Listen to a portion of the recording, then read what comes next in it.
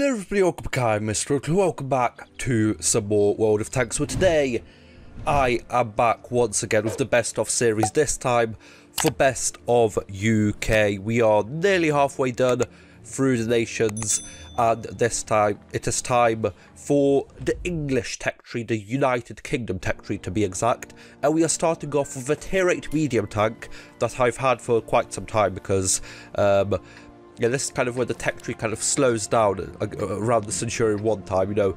The Cromwell was fun, the Comet was nice, and then when I got to the Centurion, that's probably had this probably for about 3 years now or so. But yes, we are playing the Centurion one first. It is, of course, the tier 8 British medium tank that is in the tech tree that you can get without, you know, buying a medium tank like a premium medium tank. And it's okay, it's nothing special, you know, it has okay mobility, it's definitely nothing like a Barask, even like a Progetto or something like that. It's pretty bad hull armour, you know, maybe against tier 6s you can do something, but against tier 8s you are most likely going to be penetrated every single time. The turret, however, is fairly okay, but this kind of top part of the turret, and especially the cupola, is fairly weak, so you do have to watch out for that. As I said, the mobility is okay, and it's good, it's fairly okay, you know, it has fairly good armor penetration, and, you know, 230 alpha, not really too much, nothing to write home about, but, you know, it's still not bad, I guess. It's okay. Its DPM again isn't something extraordinary, it's just okay. This is just an okay tank, nothing special about it, as I said. But, you know, 10 degrees of gun depression, as we're going to see, is actually fairly nice. Like, you know, you do have on most British medium tanks at around, you know, the higher tier. The 10 degrees of gun depression is a nice thing to have. And it does make this tank definitely more playable if it had, you know, like 8 or maybe even less. Now, what I am seeing that our team is going to cap the cap circle fairly quickly over here, and this AMBT I think has finally seen that and is going out to try and do something about it. But we are just going to stand here. Hopefully the enemy team, I know this is weird to say, but hopefully the enemy team actually interrupt the cap circle, because I kind of want to do more damage than just 400, and they have actually decapped a couple of times now, so we are good to do a little bit more damage than, you know, just one shot's worth of, which is good. Can we take this Barask out? Not really. He is going to disappear away. We're just going to keep on tracking him until he disappears. Yeah, okay, he's dead. Lynx, can we get him? This T-44 is in the way, kind of. I am really in a kind of like a dangerous spot, sitting up on this ridge. Blind shot over here towards the Lynx, but it didn't hit. Okay, he's still around there. He's still running circles around everyone, as the wheel light tanks do. We've got an enemy to shoot over here, so we're going to quickly come down over here. Hopefully they spot the 2 tank destroyers that went there, so kind of want to farm some more damage. And this isn't really a tank that you should really push too well. I know those tanks are really not tanks that you really want to push with either, but this, you just want to be a support for your more assaulty tanks that you would normally expect to push at the front. Hopefully we don't get spotted by this T-103, which we don't. We tried tracking him, but it didn't work, and we definitely got spotted now because we went out into the open. I'm going to switch to APCR because this T-103 has a fairly tough turret, which our AP rounds might not have enough penetration even to go through, so we're just going to switch to this APCR rounds, which have that much penetration, a little bit more. And here is, oh, I have absolutely messed the first shell up over there. I basically caught my mouse on my mouse pad, which wasn't something that we wanted to do. Luckily we do have the DPM on this T-103 for sure. Tried tracking him there, but didn't really go through, and this Baraska's going to finish him off, which is nice because we kind of needed the help. He definitely would have been fine after he only put one shot towards us at the start, but still, you know, you could have lost more hit points that we might need to take this game out because, well, it's still looking fairly okay, but, you know, you never know, it might swing around in a couple of seconds because all you need is, you know, one ammo rack or something like that, and the whole game changes. As this Borsig, I did see before that he did have the big caliber gun, and he definitely does put a big caliber shell into us over there with the, what was it, 155 or something, with that big gun. Definitely does do a lot of damage, but actually does low roll a little bit, which is good for us because we don't take the full 750 damage. But he did actually track and damage my engine at the same time over there, which is kind of bad, so we do just have to chill over here because he is going to kill us with the next shot, hoping for this Progetto to get up forwards over here and spot him maybe, to allow us to put in a couple more shots. And he actually has moved quite a lot. And are we going to put a shell? Going to be able to put a shell into him? He's just over. There he is. There we go.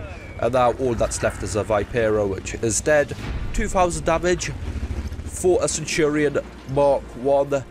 I'll take that because that's I want to do at least 2,000 damage in kind of tier 8s and up vehicles, and to do that much in this tank that I don't really like too much is fairly okay. And I am slowly making my way towards the Centurion 7-1, and I have definitely put in a couple blueprints over here to actually make it a little bit easier to research. Maybe put in, you know, 1 or 2 more, and then we actually are going to be able to pick up that tier 9 medium tank, which is slightly better than the Mark 1, but it definitely doesn't really get like better into the tier 10, which is again slightly better. It's definitely nothing special for a tier 10. Moving on to the Badger, the tier 10 British tank destroyer. Of course, it replaced the FV 215B183 a couple years back. And of course, that tank became the reward tank that it is now. Well, it didn't become that, I'm pretty sure, straight away. It did take some time, but yes. This, well, 4-year-old tank at this point now. The most DPM in the game, but I would rather play the Tortoise or the Stritzvong 103B to get actual DPM performance, because this, well, it's faster than the Tortoise, but its gun does more damage per shot, but that means it has, of course, a longer reload, so you can't keep vehicles tracked as effectively as you can with the Tortoise, because you can get that down to like a 4.5-4 second reload in the Tortoise. As you can see over here with gun rammer, vents and food consumable, and I'm pretty sure brothers in arms and all crew members, I can only get it down to 6.7, was it? 671, which with the right consumables and crew, someone can keep themselves untracked in between your shells, which isn't what you want in this tank. But yes, we definitely want the Tortoise or the Stritzvong 103B, because you can get that down to about the 5-second reload, because it has, you know, 390 alpha with that tank, and it's just a different playstyle with this compared to the others. And I definitely do prefer the other playstyles to this, because yeah, I just don't really like this kind of just this kind of playstyle. That's basically all there is to say for this tank. Let's see if we can actually put some good shells in, because one big downside of this good DPM is that you actually don't have that good penetration for a tier 10 tank destroyer actually, and we are getting pushed out by the Super Conqueror here, which is very nice.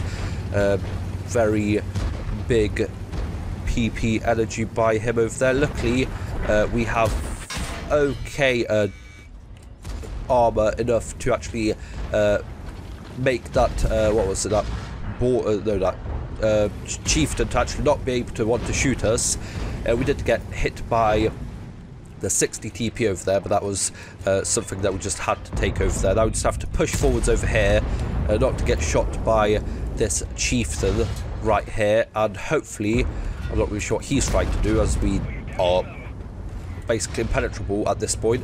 Yeah, we put a shell into him, and we are basically fine over here now. Can we put a shell into this object 260? Not really.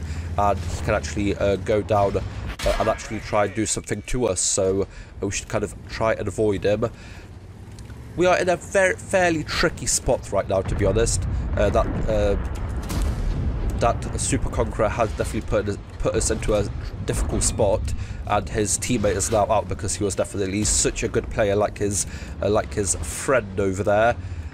So now we just have to basically chill out over here and hopefully to do as much damage before the object 268 version, the 279E goes out and actually gets the side, of course. Very good side armor, because why wouldn't you want just OP tanks at every single yeah, at tier 10, ones they can't even penetrate from the side. There's a TVP over here. We really can't do much right now, to be honest. We are just trapped. Just got unlucky with bad teammates, I guess, ones that are just sore losers and don't want to just agree that you got the position that they wanted. We can try something against this chieftain, but we just don't have enough hit points now. We actually, okay, I thought we set him on fire, but we didn't. He is actually panicking now, so we do have to track him now, which we didn't manage to do. We actually do get, oh, can we, just close enough. If we didn't get hit by the artillery and stunned, I think we would have had the reload on that chieftain over there. But it does look like my team is just a lot worse, especially, you know, when you have two very mid Super Conqueror players on your team against, you know, a 279E and a chieftain with a 60 TP as well. You know, you are definitely at odds to actually win the game during that time. I actually have just noticed I haven't been playing directives, but that doesn't really matter because we do just play fun. Now, last on the list is a tag that I have played in the past, but I have recently actually picked up and bought for actual money in the premium shop. It is, of course, the pearl of the British tech tree. It is the TOG 2, and the only other British heavy tank that I have is the Caliban, which is just mid. It has a good gun, but it's just so slow and has fairly bad armor. And the Carnarvon, which again is fairly mid, not really enjoyable. So I knew that after I picked up the TOG 2 2 or 3 weeks ago, I knew that I had to play this for this video, and that's exactly what we are going to be doing. A full 17 km/h top speed limit, I think, with the turbo, which helps this vehicle out a lot. Definitely a lot better to go 17 than 13. That's, you know, almost a 50% upgrade. Actually is over a 50% upgrade. Or 100%, right? Because half, it's basically you're going half of your speed limit faster than you would be going without the turbo. There you go, finally got my words out. And I run this with vents and improved hardening or whatever that is, just to get even more hit points, because why wouldn't you want 1,710 hit points at tier 6? This is basically tier 8 level hit points at tier 6. As you can see, this Excelsior tier 5 has 950. Is there any tier 6 heavy tanks in here? No, there isn't, but we are going to see that the Tiger 131 on the enemy team has like 1,300, 400, so we have even more than that. So this is just an amazing vehicle, and as you can see, the KV1 is jealous that we do have huge oranges on the side of the vehicle. And as you can see, yep, 17 km/h forwards, which makes this just on the verge of playable. You know, you are still going to be last, but it's definitely a lot better than going 13 km/h, because that is just a huge step up. And we are going to see in a second that this gun also is a fairly nice gun to have on a tier 6 heavy tank. But as you are going to see soon as well, its armor doesn't really exist. If you do know what you are doing, you can reverse side scrape in this, and it's actually fairly good because you have a big side profile that's very flat. I haven't tried before, but we are going to try and do it here because it's just going to be a little bit of fun. If this KV1 bot, what appears to be, doesn't block us. Yep, okay, he can just make his way past over there. The 1,060 hit points on that Tiger 131. That is the step up that you get from a regular heavy tank against the Tog 2. And what on earth is going on here? I've actually never had the random event happen on this map, so we are actually going to see what is happening over here. It's kind of just made that it's all just planes crashing and moving stuff, because I don't think, have they added the thing that like the ship comes in and like crashes over there? I don't know, but that was definitely in the trailer that I saw, and that would be definitely a very cool thing to have in the actual game, but I haven't seen it yet. And we do actually have to kind of move forwards because I haven't done 0 damage, and my teammates have moved on and have done quite a lot of damage already to the enemy team. We actually have already won the south, basically. We just have to push forwards now. We're just going to switch to the APCR rounds to have a little bit extra penetration, to basically just penetrate every shot that we are going to be putting in now, because we might not do too much damage otherwise. And as you can see over here, you just go so slow that even whilst on the move, your accuracy just doesn't change that much, that you're still fairly accurate whilst travelling at top speed. And as you can see over there, actually bouncing their heat round off the Leffe over there. And as you can see over here, getting myself into a fairly bad situation over here. But as you can see, if you know how to angle your armour, you can bounce a fair amount. Definitely not when you have a Cromwell B on your side and a Leffe once again firing, but I had to push forwards to do some damage. 1,000 damage in a very short space of time. You know, a troll tank as well, you're not really doing this for the damage in the Tog 2, you're just out there for the fun to mess with people's brains for how much DPM, which is fairly okay, and how much hit points you have at tier 6. But there you go, a very quick video this time around. It's definitely not the 30-minute video that we had for the USA tech tree, but that was, you know, just, I basically played better tanks there. You know, the Centurion Mark 1 is, you know, mid, as I said. The Badger, again, I don't really find enjoyable. I don't really like its playstyle, so again, and, you know, the Tog 2 is the Tog 2, so yes. That is going to be it for this video. We are just going to check what the next tech tree is, so we can find out what next week's video is going to be out. Hopefully, once again, just as well as the USA, the French videos were fairly good. Next up is the Chinese tech tree, which I have some fairly exciting vehicles. I'm definitely going to be, again, once again, only one standard tank, which I have not fully upgraded, I'm pretty sure. Yeah, just stock. So it's basically all just going to be premium tanks next game and next video. The 112 favourite, a very fun heavy tank that has been my favourite for quite some time. It definitely has been kind of overshadowed by some of the newer premium tanks, but even for such an old heavy tank like the 112, it's still, you can still do fairly well if you know what you're doing. For the medium tanks, you know, I've only got one again, the 122 TM, picked it up for the Mission Marathon. Very good. Again, you just have to know how to play it because of its low DPM, but very good armour. And then I'm not really sure if I'm going to play maybe some light tanks or a tank destroyer, but you know, I guess we are going to see next week, where hopefully we get some more luck, some better luck than we did today. But for now, that is going to be so. If you guys enjoyed, like, share and subscribe, and I'll see you guys next time. Bye bye.